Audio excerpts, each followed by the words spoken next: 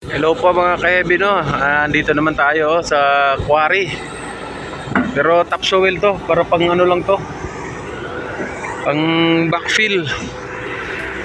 Kinakarga namin tong mga ano dito, top soil, kinukuhaan namin. Kasi may event dito sa amin, si Biraa. I-backfillan to para sa mga track and field siguro ng mga estudyante. Kaya ito top soil yung kinukuha namin. Dito na tayo galing dati, no? Tayo rin nag-open itong quarry na to. Puro to dati tubo, sugarcane. Ngayon papapatag na lang may-ari. Tsaka donate na rin to niya. Kaya dito na kami kumuha. Ito nga pala yung helper ko to. Practice muna yung helper natin para matuto.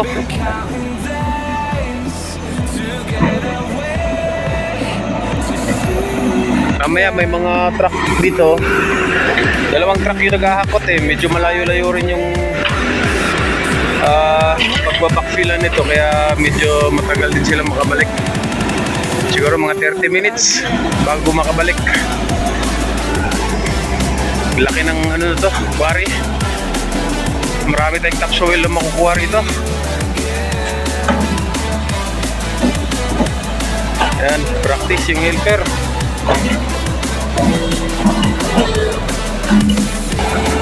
Ito yung helper natin mga ka-heavy, no? Madali lang naman natin to siya turuan kasi kahit malayo tayo, may radyo naman tayo. May radyo din dun sa loob. Kaya kung anong sabihin ko rito, maririnig niya naman. Saan idan yung ano mo, idan ang unsan eh, yung bakit ni mo, ang arm, idaw na kuwang-kuha kagad mga ka-heavy kasi may radyo tayo rito. Hindi tayo natatakot na magturo sa mga helper natin kahit siya lang isa dun sa loob. Pero naririnig niya naman tayo. Dara.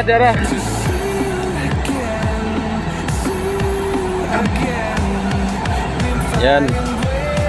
Mas maganda talaga may radyo. Kasi dati kung wala kami radyo, ahabulin ko pa siya dun. Senyas pa ako ng senyas. Tara, kuhain na. Tara. I-down na siya.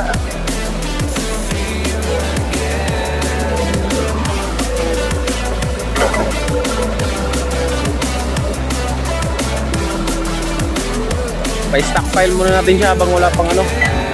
Wala pang truck. Maya-maya nandito na yun. Kanina pa yun yung malis eh.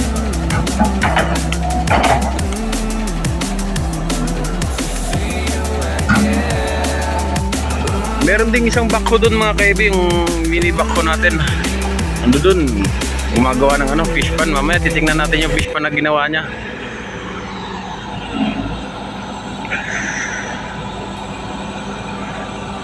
Pabayaan muna natin yung helper natin dyan para makabisado niya mabuti yung ano.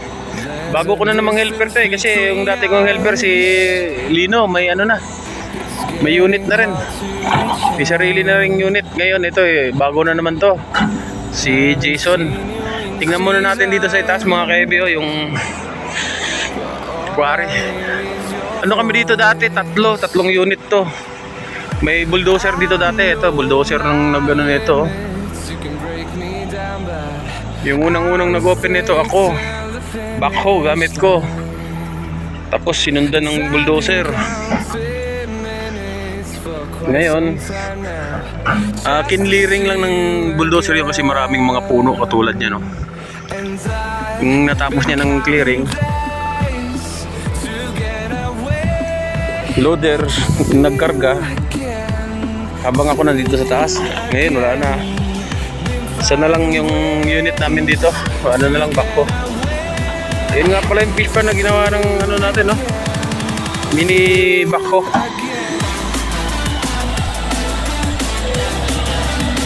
Pabayaan na muna natin yung ano natin dyan, helper natin.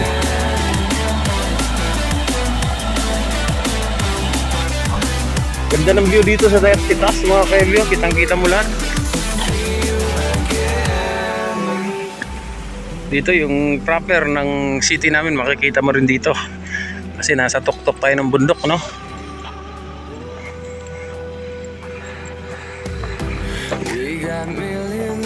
Dito makikita natin, ang daming ano dito, mga view na makikita rito. Yun, dito pa lang kita ko na, oh.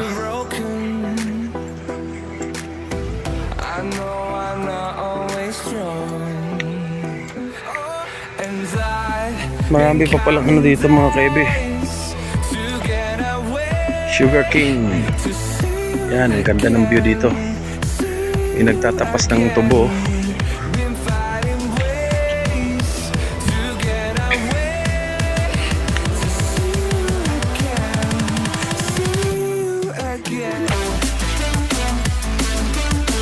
Ang daming lupa na pwede pang backfill. Kasi malaki-laki rin yung babakfilan natin dun eh. Ang taas pa, oh. Dito hindi mo na makita yung back ko, yung kamay na lang nakikita mo eh. Dito na yung truck natin, mga kaibi, dumating na. Dalawa sila. Kargaan muna natin to.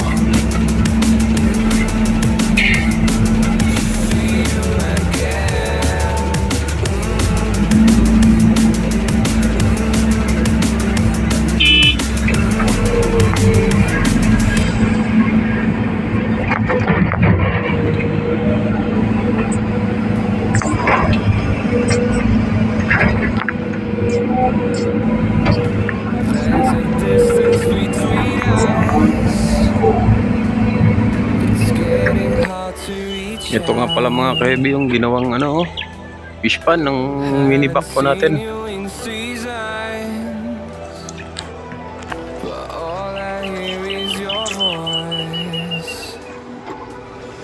Gagawa pa siya ng isa dyan, oh.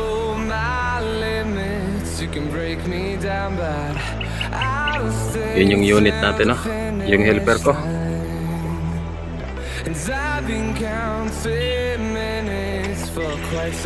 Papunta na rito yung mini back ko natin, mga kaibi, oh. Saka yun yung isang back din natin, yung unit natin. Gagawa ng fish pan to. Ito yung ginawa niya.